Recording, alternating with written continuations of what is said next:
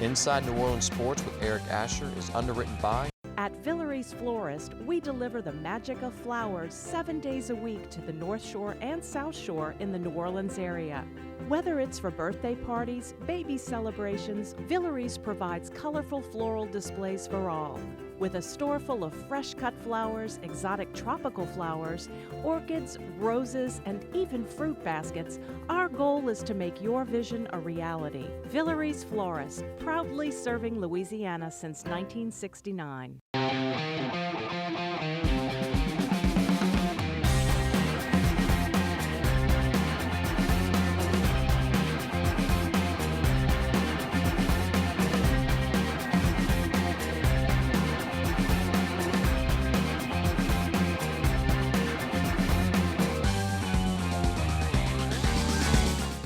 Good evening and welcome to another edition of Inside New Orleans Sports. I'm your host, Eric Asher. We are live from our state-of-the-art Pontchartrain studios. And we got another great one for you tonight. Rene, Nadeau, and Jude Young from CrescentCitySports.com are our guests. It's that time of year where we're going to talk a lot about what happened on National Signing Day. And these guys see every single high school athlete in the state for the most part. I mean, again, when you talk about what CrescentCitySports.com does in terms of getting you ready for high school football, what they're doing for the games, day in, day out, reporting on it. One of the top sites, not the top site in the state when it comes to high school football. Then you throw in the radio show and the roundup. Come on, man. Believe me, these two guys know exactly what they're talking about. We'll also get into some Saints. We'll talk a bit about what's going on with the Pelicans. Talk a little bit about college basketball as well. All that tonight here on Inside New Orleans Sports. Gentlemen, welcome to the show. Rene, we'd like to start off with you, my friend. Tell the folks about what you're involved in, and welcome back to the show. Always good to be here, and my buddy Jude with me. We're CrescentCitySports.com. Also, I'm a TV color analyst for college football during the football season.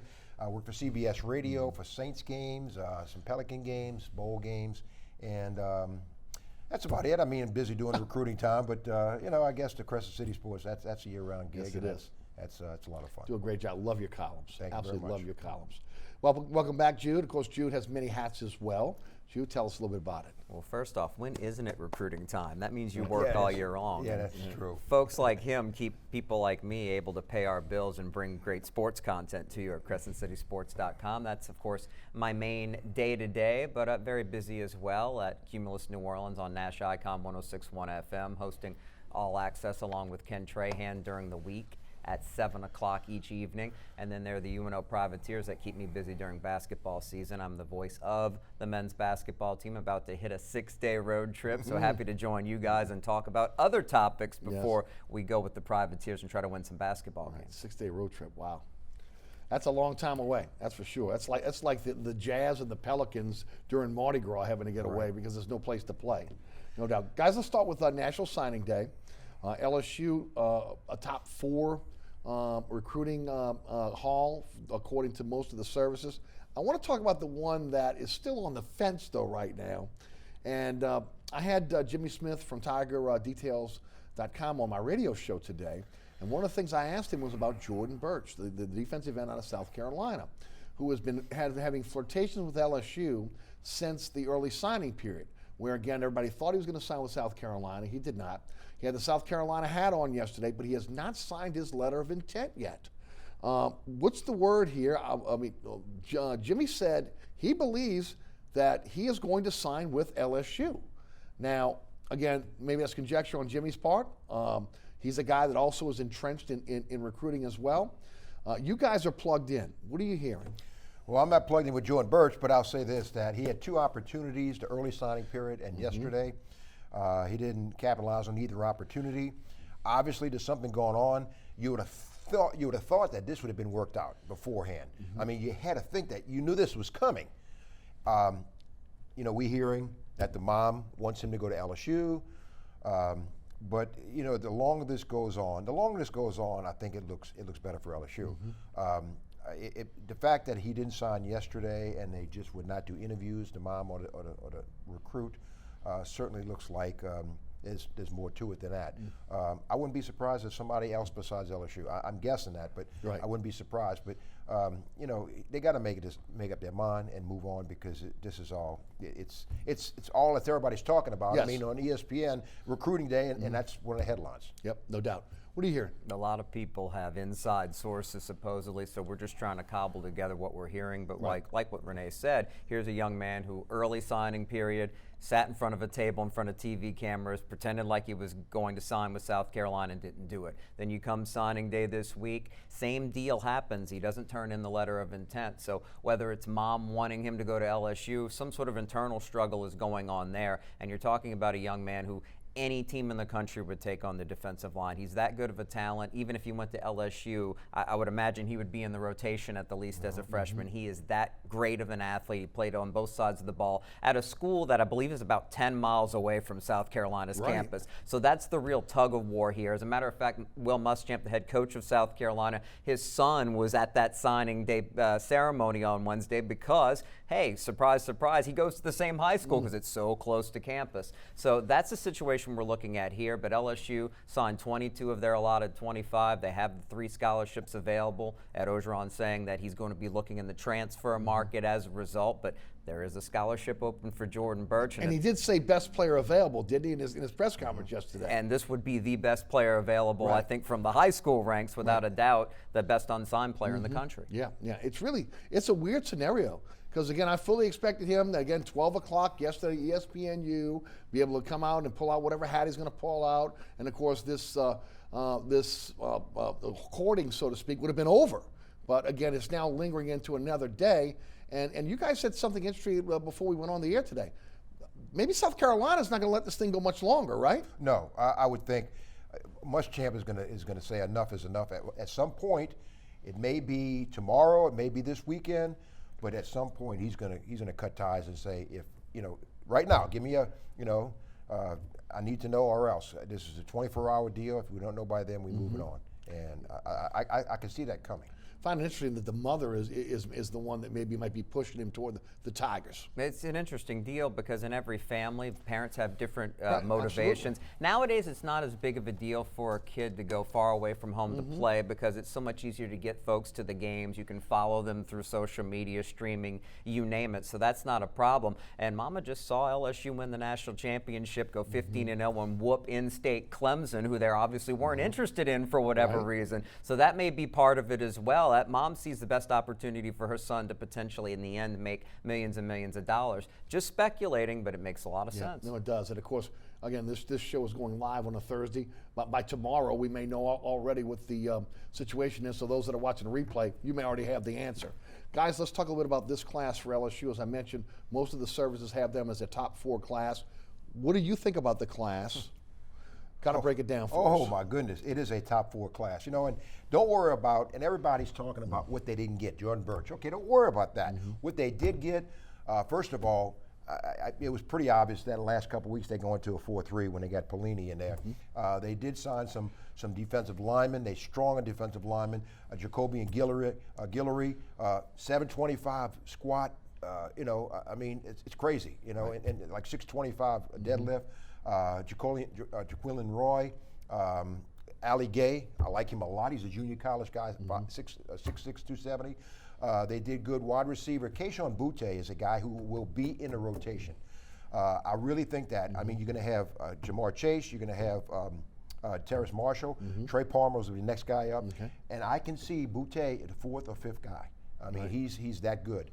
He's a sub 4.4 guy. Eric Gilbert, 101 catches as the tight end. He's 6'6", 253, over 1,700 yards and 14 touchdowns. He's got 35 touchdowns for his career. Max Johnson, the quarterback, his dad played in the NFL. I think he's on campus now. It's going to take a look. He's going to go through a learning curve. I think Trey Bradford, the running back, will be in the rotation. Out of Texas? Yes, he's that good. And Jordan Tolles is a guy that is going to play basketball and football at LSU. He is that good of an athlete. He's a great athlete. The linebackers are really good. Ojulari is a good-sized linebacker. Who else? I'm thinking of Josh White, Sampra. I mean, you got some good linebackers. They don't have a lot of experience. Right. and we can talk more about that. But the defensive line is very, very good. Running back, quarterback situation, and the defensive second, Elias Ricks. How can you leave him off? Right. He has a chance to step right in and be the third cornerback next year. Yeah. They got McLaughlin out of Texas as well. That's a guy that's expected to be 6'2", yeah. Right. He's got great sizes. He's a highly rated guy, and he'll be in there. And you need cornerbacks in this team. You need 4 cornerbacks, 4 safeties, if not more, not only for purposes of defense, but for special teams and stuff like that. Pelini's got a lot of toys at his disposal for next year. You're in a unique position because of the radio show and doing this all year long. Right. Your thoughts on the class? Well, the thing that stands out to me, like Rene said, not only is it a good class that covers a lot of different needs, but I don't know that Ed Orgeron knew for sure he was going to get Bo Pelini as his defensive coordinator, but I think it was pretty certain that if Dave Aranda left, and there was a little smoke around that dating back to UNLV's interest, that he was ready to go and take his head coaching opportunity, that the change was coming to that 4-3 defense, because that's what Ed Orgeron knows. And particularly for a defensive lineman, it's a lot more fun to play up front in a 4-3 than it is a 3-4. Yeah. You get to attack more, and I think that's what Ed Orgeron wants to do. He wants to continue to bring in physical athletes up front, be able to attack with the front floor, but also have speed at linebacker, because your front four is big and physical and protecting those guys so they can run around and make plays, including pressure the quarterback. And you talk about both Ricks and McLaughlin. These are big physical cornerbacks. And to go along with having the best corner in the country in college right now, and Derek Stingley, you can put those guys on an island and really attack people. I think that there's no question that Dave Aranda is a skilled defensive coordinator. If you follow me, know I've had my issues with him being a bit too complex, a bit too zone-oriented, a bit too passive. When you have the dogs, let them loose. And I think Ed Orgeron felt the same way, and that's why you bring Bo Pelini back. Look back at his 2005 to 2007 seasons at LSU. That was a defense that never sat on its heels. This defense is going to attack just like the LSU offense knows how to attack. Your thoughts on Bo Pelini? 38 sacks a year at LSU, 71 turnovers. He likes that one gap type attack, because you got a 2 gap, you're more read and react. That 1 gap is get up the field, and he's got the horses to pull a wagon. I mean, he's got some great defensive line. He recruited some outstanding guys. He's got Tyler Shelvin coming back, and they say, well, like a Tyler Shelvin or a Guillory, maybe a nose tackle, you just play a little bit of a shade off the center of the guard, and you still play a 4-3. I mean, you got a nose tackle, but you just use them a different way. But you still got a nose tackle. But Pelini is a guy that players are going to want to play for, just like the offense attracts players, wide receivers and running backs and quarterbacks. This Pelini defense is going to attract a lot of players, because his defense feeds the players, gives them stats. That's why players want to play for Pelini. They get stats, they get good big numbers, they get interceptions, they get turnovers. And he's got a fun defense to play for. So his defense is going to attract a lot of athletes, a lot of good players, because of his reputation, because of the kind of defense he plays. LSU right now is really on a high. So I tell you, Pelini is a really good get. The one problem I have with Pelini, can't change the tiger stripes. Right. He is a bit of a Woody Hayes and Saban. He's in your face. Yeah, he will get in your face, and you can say, well, you're paying him $2.3 million. He is what he is. Right. He's a good defensive How does coordinator. that deal with today's athletes? How is that going to work with today's athletes? Well, I mean, guys have been getting yelled at their whole career and playing football from Pee Wee all the way to high school. But college athletes and all the guys I've ever talked to through the years and years of doing games is that if the coach is telling you something that is going to be a benefit to you and help you get to the next stage, whatever. Yeah. I mean, all the guys that say Coach Saban said he yelled at him and stuff, and Marcus Spears and Travis Daniels and all these guys used to say, but everything, Chad Lavallee, whatever he tells me, he's right. I should have been doing this, and he's making me better. So yelling and stuff like that, and it's not a big deal. But I mean, the thing is that he blows up, and sometimes Ed Orgeron and him have a lot of similarities. Oh, they do. I mean, they trust their players, they love their players, and things like that. But they're very, very close in a lot of ways, and it's going to be interesting to see how they both coexist. Yeah, there's going to be high volume on that sidelines. What can you add about Pelini? You talked a little bit about him a few minutes ago. What else would you like to add? Well, I think we need to be fair and say, yeah, he'll get fired up and get in your face, and so will Ed Orgeron. But the reality of Pelini, 1 minute when he's getting in your face and barking at you, he's trying to motivate you and get his message across. The next, he's known for putting his arms around guys and saying, I'm proud of you. good job. He was well loved. The former players came out in unison talking about him, the former Tigers, from when he was here the first time. And you heard some news from Nebraska players as well. They couldn't stop raving about him. So look, Pelini is a perfect hire for what Ed Orgeron wants. If there's any clashing that's going to go on, like you mentioned, it might be between Orgeron and Pelini at times because they're fiery, strong-willed guys who can get a little bit loud. But I don't even think that's going to be an issue because Ed Orgeron understands that he would like somebody who more reflects his personality to handle his side of the ball, and that's why he went and got this guy. And Eric, I want to add this too. He'll do things, and you know, the guys who played for him before said he'll do a stunt or a loop with a defensive lineman and a safety on a blitz, opening up a hole and allowing a guy get a sack or a tackle for loss or whatever.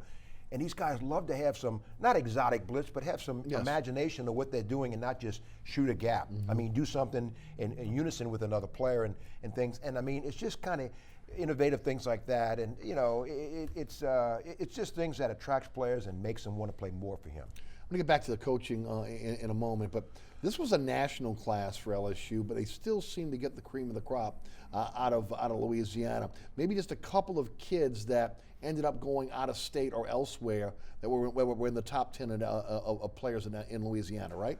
Yeah. In fact, LSU, I'll say this. LSU got 5 in-state kids. They got 3 from Georgia and 4 from Georgia, 4 from Georgia. But LSU got 5, 2 and got 7 Louisiana kids. But, you know, TCU, Virginia, and Georgia came into Louisiana and got 3 kids each. Alabama, the passes come in and got 1 kid. They got the kid from Destry and Kyle.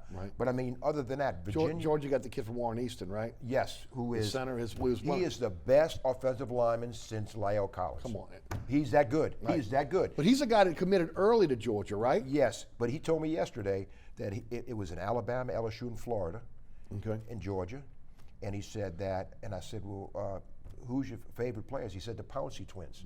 So I kind of like, that's a Florida deal. But he said LSU, Alabama, and Florida did a really good job. And his name?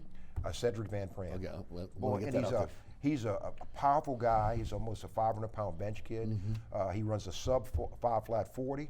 He's going to be best at guard or center. He's got the size. He could play tackle. He could add a few pounds. He's about 305, 310. But he can be a guard or center, and he can be a really, really guard or center. Is it because he was committed and had a steadfast commitment to Georgia that maybe LSU didn't go after him hard, or did they go after him hard and he stuck with his commitment? He just stuck with his commitment. He said, when he says something is basically what he said. When I say I'm going to do something, I'm going to do it. He loved the Georgia program. But he spoke respectfully about LSU, Alabama, and Florida. It wasn't like they didn't put the press on me, anything like that. Cedric Van Pran is a really, really best center in the country. Warren Easton puts out some great players, man. Year after year now. I mean, it really is a machine right now in terms of the kids they're putting in college football. And Ashad Clayton, I'll tell you what. Ashad Clayton, and no disrespect, you put Ashad Clayton and John Emery Jr., who's at LSU, you put them in the bag and shake them up, they're making a difference. They're the same, very similar. He is that good. Wow. I really think they're both as good. My understanding of the Van Pran timeline was that he was very focused on going out of state, period. That was just his direction. He committed to Georgia in large part because he had a strong relationship with their former offensive line coach, Sam Pittman, who of course left to become Arkansas's head coach. So he reconsidered there and he really opened the door, and at the same time LSU was going 15-0 and becoming more attractive to him as an in-state option. So he was considering that, the Florida background connection from the players that he emulates, and obviously you have to consider Alabama if you're trying to play for the very best and what they've done over the last 15 years. In the end, he recommitted to Georgia, and talking about his commitment there to the program because they kept recruiting him hard and saying everything's going to be fine. Matt Luke, the former Ole Miss coach, was a great hire as the replacement as an offensive line coach. That's his best position more than being a head coach, and he has a great track record there. So that was one LSU really wanted because of his ability to play center in particular. The depth chart is very thin there. They would have loved to have had him. Now, like you mentioned from Clayton, I think his similarities maybe to Emery is the biggest reason why they weren't as interested in him as other type of running backs, because they have that type on the roster and they want variety to be able to compete there. And I know there was some animosity a little bit from the Warren Easton side maybe that LSU didn't recruit him as much as they thought he should have been, because he was as good as any running back this year in the state. And Kansas also got 3. I want to Les Miles got 3 kids from the state. Yeah. 3 spots left for LSU. Yesterday, Orgeron said center, linebacker, best player available. they'll move quickly on this, or they'll take their time through the grad transfer? You want to make sure it's a good hire. I'm going to do a story this week, the next couple of days. There's a couple linemen that I think LSU is going to keep their eyes on.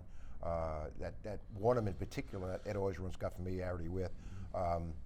They got to bring in a linebacker. It's slim pickings right now. There's not a lot of linebackers who are going to come in and immediately impact. You may get a guy who's going to come in, and Terrence Alexander is a guy, example. Grad transfer? He came in and he didn't start, but he helped in and stuff. And Especially when they had injuries, he filled in well. Yes, but I mean, you may have a linebacker that just comes in his spots because you got a lot of young pups there at linebacker. You got Baskerville and you got Damon Clark. Right. But other than that, and Dante Starks, you know what's going to happen with him now. But you need a linebacker, you need a lineman, and it wouldn't surprise me to get a quarterback in here. Not so much. Well, I think Miles Brennan will be the starter, but you got 3 freshmen behind him who have never seen the field, and you need a veteran in case something happens to Such Miles as an Brennan. injury. Your thoughts on what's left? I think what happens now is LSU is going to slow play this, and they're much more likely to strike at the end of the spring after more competitions and other programs work themselves out and more guys guys wanna enter transfer, the portal. they look around. Right, because they weren't intending on signing, I think, a single transfer. I think if Ed Orgeron had his way and was able to get a Birch, who's still up in the air as of when we're doing this, McKinley Jackson, who was late deciding on Texas A&M over LSU and other defensive linemen, he would have filled it in with the guys LSU said are worth it. We want to have 25, these 25 in the end. It didn't work out that way, so now you can fill gaps this way. And remember, LSU had to wait to get Joe Burrow at the end of the spring, and that worked out really well. Maybe they can fill those needs at those very specific spots because, again, center, I still say left tackle, and there's nobody out there that's going to fill that need right now as somebody who can play right away. But definitely I think quarterback, because right now I don't think LSU is very confident at all that anybody can step in and play in 2020 behind Miles Brennan. Even if they fully believe Miles Brennan's the guy and he's going to get the job done, one injury could really destroy a season if you don't have any depth. There's no doubt. Guys, one thing Ed Orgeron talked about yesterday is it's the big question right now. Who's going to come in and take Joe Brady's place as passing coordinator? He says he's taking his time. He says he's even looking at the NFL. Been a lot of rumors down here. Joe Lombardi may be on that short list. I've got some guys that are sources that are within the program that tell me Lombardi's no longer a part of the mix. Who knows what's going on? What do you think's happening there? And do you think it's going to be someone from the pros? Or do you think he's going to tap into the Saints once again? I mean, that's an option. I think George Munoz is still an option. Right. He mentioned his name. He mentioned it by name yesterday, right? That's still an option. Right. And he's already signed with Baylor. Am I right? Right, yes. As a wide receivers coach. And passing game coordinator, Right. basically the same title Brady had at But LSU. if he was already here, why would he have left and come back? Right. You know, that's the thing. Lombardi, that's a name to keep an eye on. His son just signed the letter of intent to go to an Ivy League school, if I'm not mistaken. Yes. Right. But I mean, going from the NFL and the college, it's a whole different game.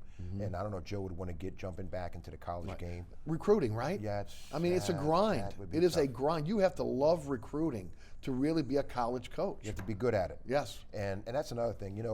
When you can get a couple of coaches on your staff that are really good coaches, but are okay recruiters. Right. But you also need a couple of guys that are coaches, but they are great recruiters. So you need to get a good mix, and so whoever he brings on, you need to make sure, because he lost some outstanding recruiters. Right. To your point, Dennis Johnson goes to Baylor. All of a sudden, Birch and Jackson. Jackson goes to Texas A&M. Birch is kind of up in the air. You never know if Dennis Johnson would have stayed. Right. But he, I think LSU did it. I mean, LSU's got the highest salary of all the coaches in the world. Yes. I mean, they can't keep paying these guys. They couldn't give Dennis Johnson a $2.5 million contract. So I'm saying is that, you lost guys. Guys will step up. They'll get another recruiter or two, and we don't know who that is right now, but he knows how important that is. Your thoughts on Dennis Johnson, your thoughts on the passing coordinator job? Well, Dennis Johnson, I think in the end, it's just timing again worked against LSU. You can't blame him because you have Bill Johnson in-house, who coached for many years with the New Orleans Saints, and somebody that Ed Orgeron in particular has the highest respect for. So it just didn't work out there. But is he the recruiter that Dennis Johnson Well, was? again, you have to put together a staff. I think every position, look at it this way. Bo Pelini is a much better recruiter than Dave veranda. Okay. So you can Balances have that out. trade-off, okay? So I think it's important that certain positions where coaching and skill level mean a little bit more, and you see staffs Especially comprised D-line, that right? way. Sure, in college football you see staffs built that way.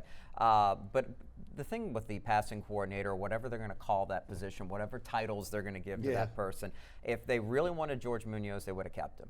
I think he's a fallback option right now, and they're absolutely just starting the process now after National Signing Day of going through the NFL and trying to find the next Joe Brady, to bring even newer ideas in just to mix it up, because I think they absorbed a lot of what Brady did, and they're just looking for a younger right-hand man for Steve Ensminger. That's why Joe Lombardi's not going to be interested in that job. He'd be interested in being the offensive coordinator at LSU. Right. That would be something he would leave the pros for. So you're looking at a guy who's probably under the age of 30 again, who has a little bit of a college background, who can bring those same attributes and just sort of keep the machine rolling. And the most important thing is going to be chemistry when they bring these people in. What does Steve Ensminger think of the guy? Can he work with I him? agree 100%.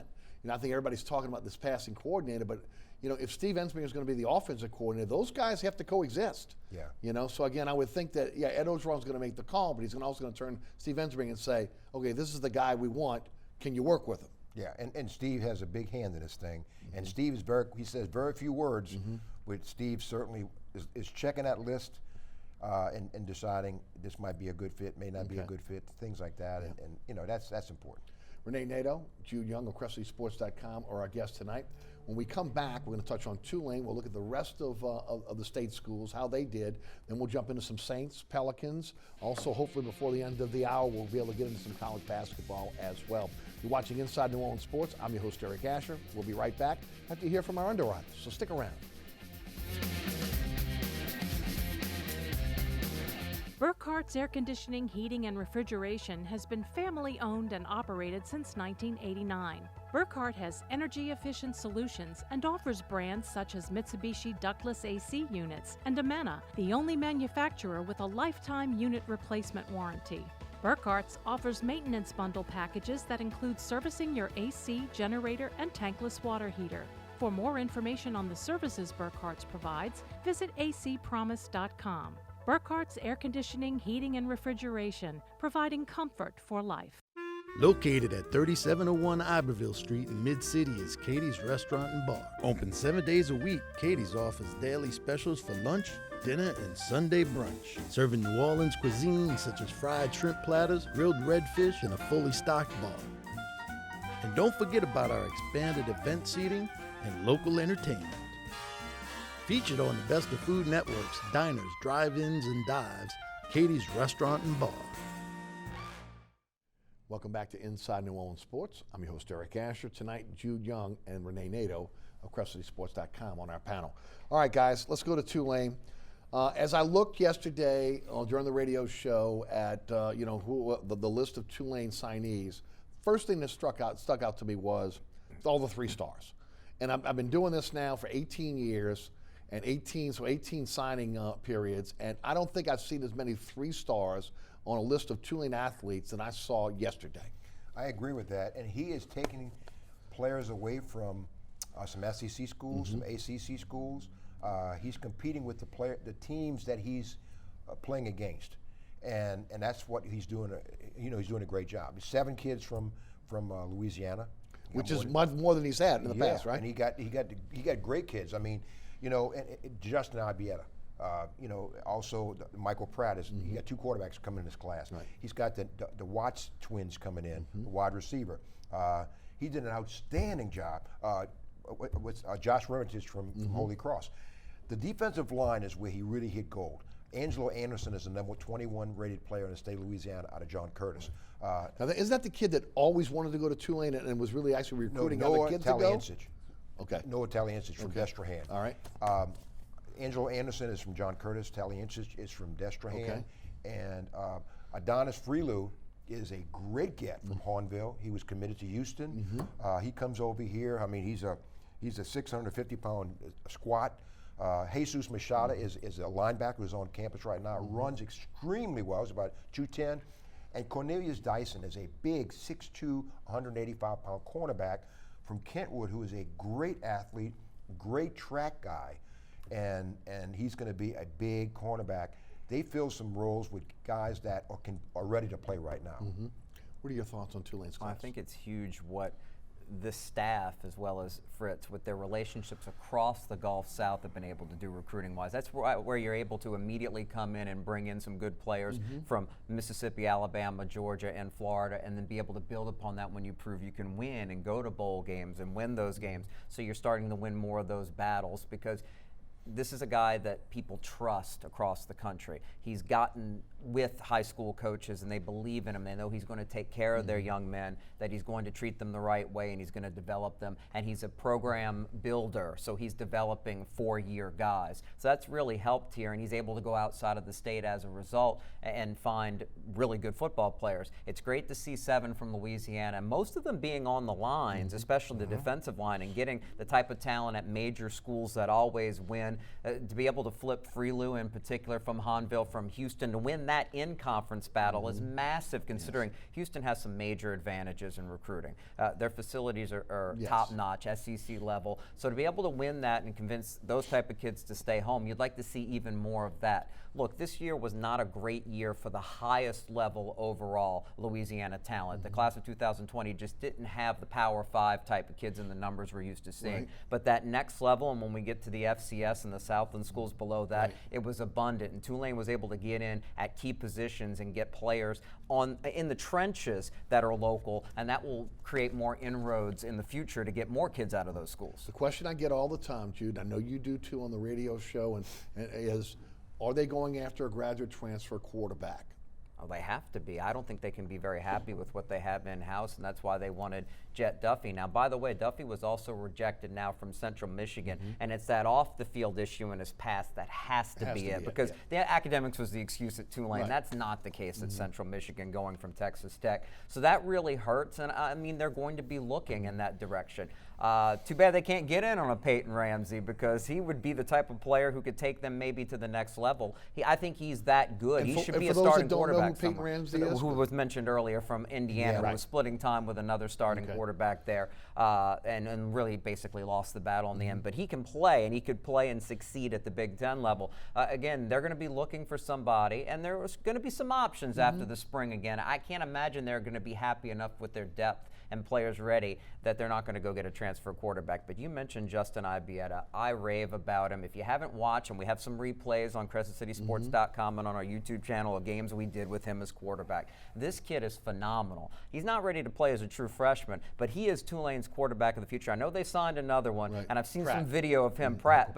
But look, Ibieta is a really special 3-sport athlete. He can do all state level in 3 different sports. But just watching him on the football field, he has had those high school version of Joe Burrow type games and qualities. He steps up in the pocket. He's fearless. He sees the field. He goes to his 3rd and 4th wide receiver, and now former coach Joe Chango gave him that kind of offense to take advantage of this kid's gifts. But he's also mobile at 6'5". I love him. I think Tulane's got a guy who's going to be really special, and if Willie Fritz is still around, maybe Tulane can finally compete at the very top of the conference once he's the quarterback. That's how high I am on him. He could be, if he concentrated on baseball alone, he could be drafted, you know, not first round, but he could be drafted and consider baseball career. He's a leading scorer on a basketball team. I mean, he's just a great athlete. But he'll concentrate on football too. Football, yes. Okay. Grad transfers? Michael Jones from Oklahoma, from Patterson to Tulane. Kevin Henry from Central, Oklahoma State, and Kyle Myers, a Holy Cross kid who's a 4-star, went to Florida State. So they filled some veteran experience there. They needed a veteran. They lost McCleskey and other wide receiver. I'm drawing a blank. But at Tulane, so they lost 2 guys at wide receiver. So they need a veteran to come back. So they get Michael Jones, who played at Oklahoma, and Kyle Myers is going to help a lot with experience in the secondary. Toss this to both you guys. Just go through it. Nichols, Southeastern, ULL, the state schools, how'd they do? Throw some names out for us. Nichols did a great job. They got Lindsey Scott, obviously. Nichols pulled in a bunch of grad transfers. Ronnie Jackson from UTSA, Devontae Jason, Tevin Bush, local guys, Landry Walker, Giovanni LaFrance, Pig Cage, who I know Jude likes a lot, a secondary guy from Rummel, and Leonard Kelly from Carr is at Nichols. UL, Reginald Johnson, a wide receiver who's really outstanding, who's committed to Houston, Dante Fleming, a wide receiver. Mason Narcisse, loved his kid from St. Charles Catholic. He's a defensive tackle at UL. He's going to be outstanding. And Sonny Hazard from Jesuit. And Louisiana Tech, Tyler Grubbs, linebacker from Holy Cross. He has 100 tackles the last 3 years. He's a tackling machine. Harlan Dixon from Slidell is a great running back. I mean, he can see time next year as a true freshman. Southeastern, Christian Westcott is the Gatorade Player of the Year in Louisiana. Right. He can play linebacker or running or quarterback. He's that good, and he's about 220, so he's going to start at quarterback. But I mean, how many guys can you say he can play? The coach has given him an option to be a linebacker or a quarterback, and I mean, Southern had a good year. McNeese is going to do outstanding with Frank Wilson there. Raekwon Stark from Helen Cox is there, and Josh Parker from Catholic of Baton Rouge, a running back, is really, really good, and he's at McNeese. All the schools, signing day is like Christmas and everywhere. You never have a bad day. And you get it twice. You get it twice. and the guys, the recruits are happy, the families are happy, Right. everybody's happy, the schools are happy. Right. No one ever had a bad recruiting year. Right. So, but this is the time of year that so many smiling faces. Right. Now, you mentioned about the South and the level of talent we had in Louisiana this year. Next year, supposed to be a really good year. But again, the Southland kind of feasted on that, didn't it? It really did, and particularly Nichols, because South Louisiana, Tim Rebowe, that head coach, has done an unbelievable job with that program. 2 straight Southland Conference championships, and he cleaned up this year.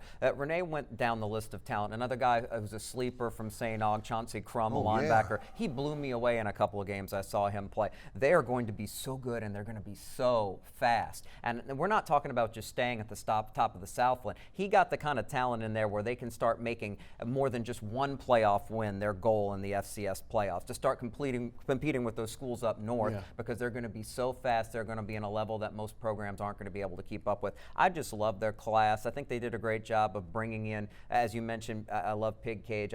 He stood out to me as much as Donovan Kaufman, who was raved about from Rummel, now going to Vanderbilt. And I just feel like even being able to supplement it with transfers like Devontae Jason now getting a chance, he should be their #1 receiver this year. He is a fantastic talent. I'm surprised he didn't do as well, on the FBS level. So this is going to be the type of program that folks are going to have to pay attention to on the FCS level. I even heard Mike Detillier say that it was phenomenal and the best that he's ever seen, an elite FCS class. If there is such a thing, they probably have it now. Yeah. Let's shift gears to the Saints. Big question has been over the last couple weeks about the quarterback situation. We're going to get into that in a moment, but I want to ask about Alvin Kamara here. Saints are in a tough situation when you start looking at, again, having to pay all these great draft picks they've had over the last few years since Jeff Ireland has kind of come in here and really kind of taken over the draft for the Saints.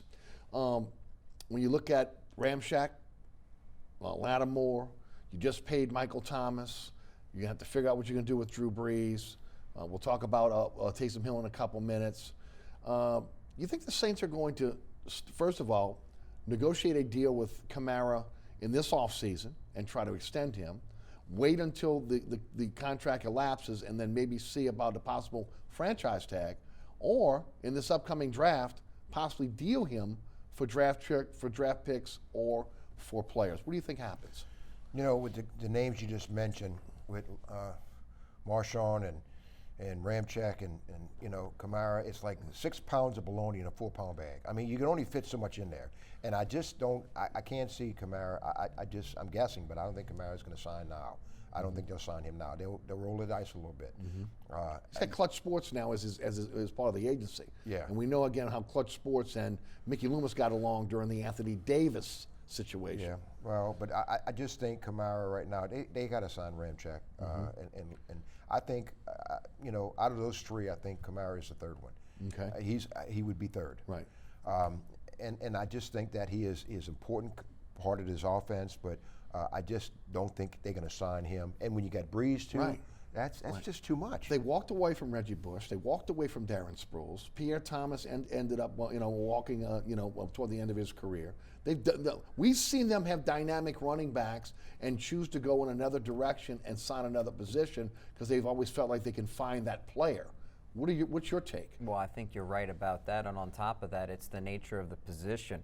Those are the positions that you look at on football teams that you go, when's a guy going to break down, sooner or later? And top of the list is running back. And we know Alvin Kamara, who started his college career at Alabama and wound up at Tennessee, had injury problems. We didn't see that early in his pro career, but we certainly saw it this year. Some significant, some nagging maybe. We don't know the truth there, but we do know that Alvin Kamara wasn't the same player throughout most of this season. And if you've got somebody who has an injury history and is now starting to show it again at the most injury-prone position, at the position that wears down the fastest in pro football, then obviously the Saints need to be smart about it and realize that if you're not going to get first 2 years of Alvin Kamara, he's replaceable. Rene says it may be rolling the dice. I don't think it's rolling the dice at all. It is the smart business play. It's what the Saints have to do. They absolutely need him to prove that he can go through a season healthy. And even then they may not sign him for what he's worth, because it may not be what he's worth to a playoff team like the Saints that has so many other people that deserve high salaries. I mean, $11 to $13 million. I was looking at the other night, again, what Zeke is making, what again the top 5 running backs are making, and you're talking somewhere between $11 and $15 million.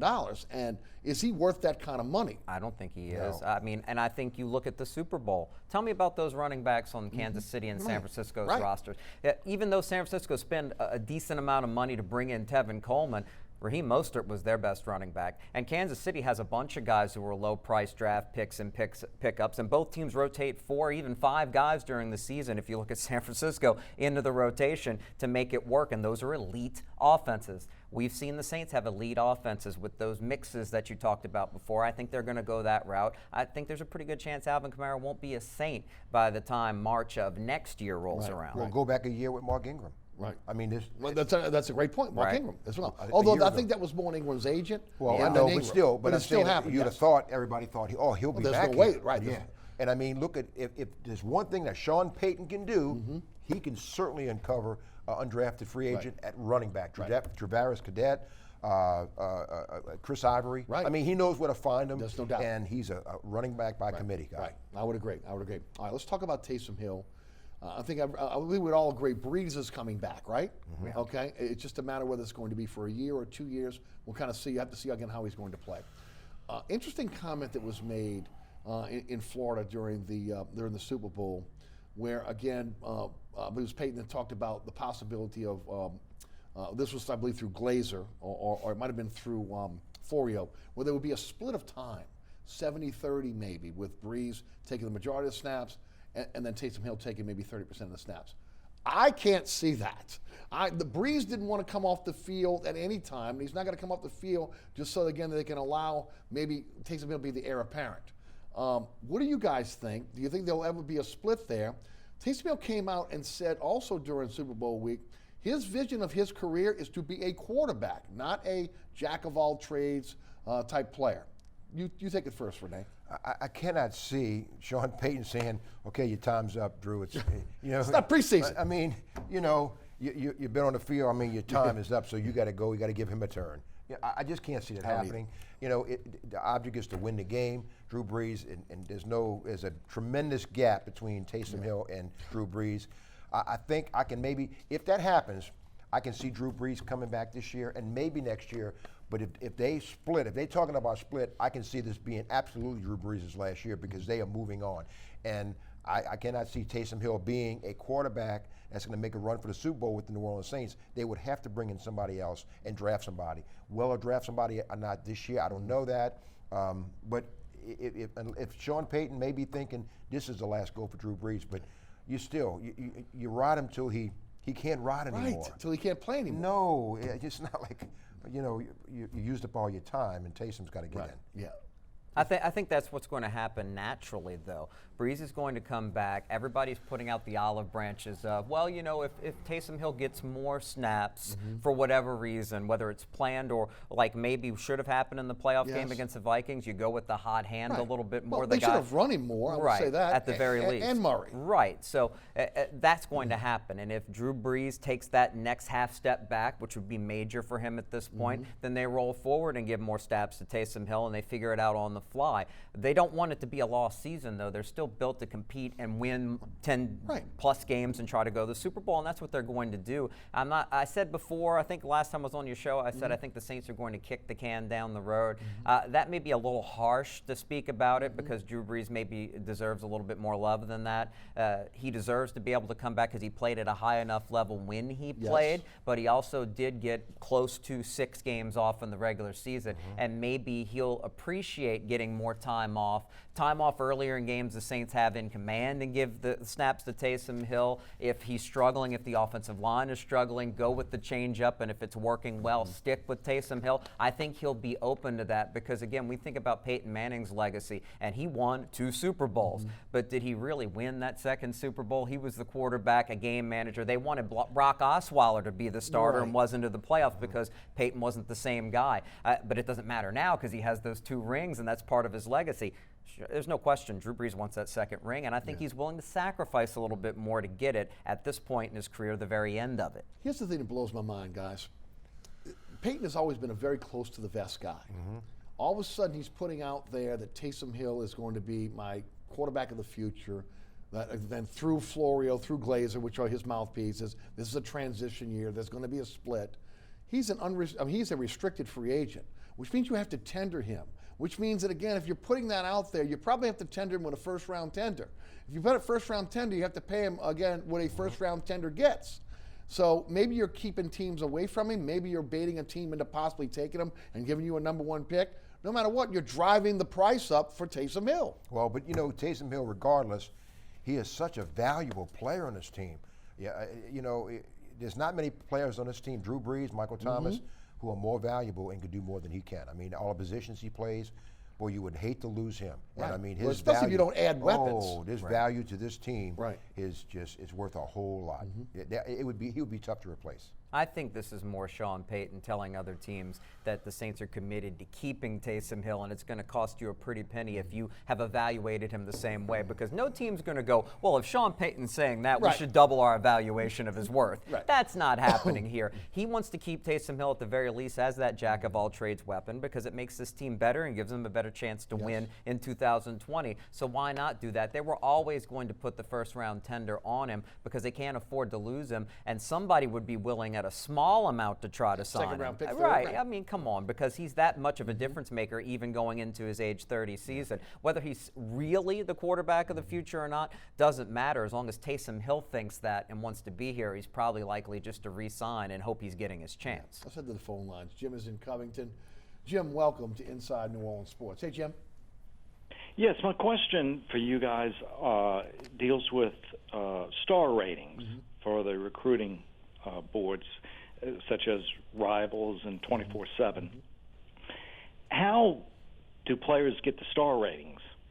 Okay. And the reason I ask is that Tulane signed a defensive lineman from Texas who was the AP All-Defensive Player of the Year for the entire state of Texas. And in Rivals, he's a 2-star, and in 24/7, he's a 3-star. And I don't quite understand that. Okay, we'll let the guys answer. Thank you, Jim. I'll just throw this out there. Matt Forte was a 2-star recruit. Tyson Jackson at LSU was a 2-star recruit. Trendon Holiday was a 2-star recruit. So sometimes those stars don't mean a whole lot. Right. And how many times have you seen a guy who goes to a camp or something, he goes from a 3-star to a 4-star, all right, or a 4-star to a 5-star, whatever. And we've all seen 5-star guys just fall on their face. So it's just what the gut feeling of the coach, what he feels. But I mean, You think the stars mean anything to the coaches? No, I can tell you I don't think they do either. I can guarantee that. They're looking at the athlete, they're looking Yes. at the kid, Yes. they're looking at the vision for the kid, right? Right. Yeah. Stars are a business, okay, because it's become a huge business to be a recruiting analyst and have inside information and rank recruiting classes so that fans follow it year-round to know what's going on, because recruiting is a year-round business. What stars mean are simply projection. It doesn't matter about your resume, whether you were the state player of the year, defensive player of the year. None of that matters. Just like we talked about Christian Westcott, by far the most productive high school football player in Louisiana as a senior out of Lakeshore, but he winds up going to Southeastern and not LSU simply because projection says that he's not on that level. Maybe they're wrong. Who knows? But we see it all the time, and folks just need to understand stars are about overall opinions on players based on availability of game film for public consumption only. What really matters is those analysts and coaches in those programs that are looking at the players, and they'll determine whether somebody deserves to be taken or not, just like we saw Justin Jefferson, who was only maybe a 3-star talent, and now look at him. And Wendell Davis. Right. If you remember, Wendell Davis was an afterthought. He was a 2-star, winds up being a 2-time All-American at LSU and a first-round draft choice. I remember going to a camp years ago with a pretty well-known coach, knew him very well. We're talking, and I'm kind of asking, like, what are you doing here? And he said, I'm in the area, and somebody told me that there was a 4 or 5-star guy. I want to come by and see him. You know, I left him alone. As we were walking out together, he said, you need to take 3 or 4 of those stars away from that guy. Coach told me that. Right. So, you know, he might have said 4 or 5-star, but after he saw him. You know, guys, and you started before me in the business. When I started, 18 years ago, I never bought into stars because there wasn't really such thing as an internet.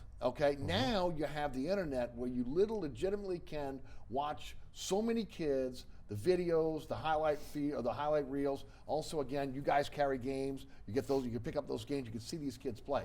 Before it was one guy's opinion who was absorbed by another guy's opinion who made it his opinion, and it wasn't something that I thought you could rely on. I think you get a little bit more this time around in today's day and age. You can kind of rely a little bit more on the quote-unquote stars as a baseline. But as I think you both guys just mentioned, it comes down to what the coach is looking at and what the vision of the kid is going forward. And potential, what does it mean? It means you haven't done it yet. So they're trying to figure out what these guys are going to do on the college level, and it's always going to be a guessing game. They're going to be hits, they're going to be misses, but at least we have a system in place with the star ratings to just have a feel for how good a kid might be. Yeah. Guys, let's switch to the Pelicans. They're in 11th place. They moved up 1 spot, even with the loss the other night to Milwaukee. They're 6 games back now, though, instead of 5 games back in the loss column to the Memphis Grizzlies. They're 20-31. They're 14-9 over the last 33 games. Memphis, Portland, San Antonio are in front of them. They're tied with Phoenix for the 11th spot. There are 31 games to play. My question is this, and Jude, I'll take you first on this one. Should the fan base be looking at the possibility of this team trying to make the playoffs, or be satisfied with, again, game by game, them getting better? Well, they should definitely be looking at getting better because the reward for making the playoffs is losing to the Lakers in the first round.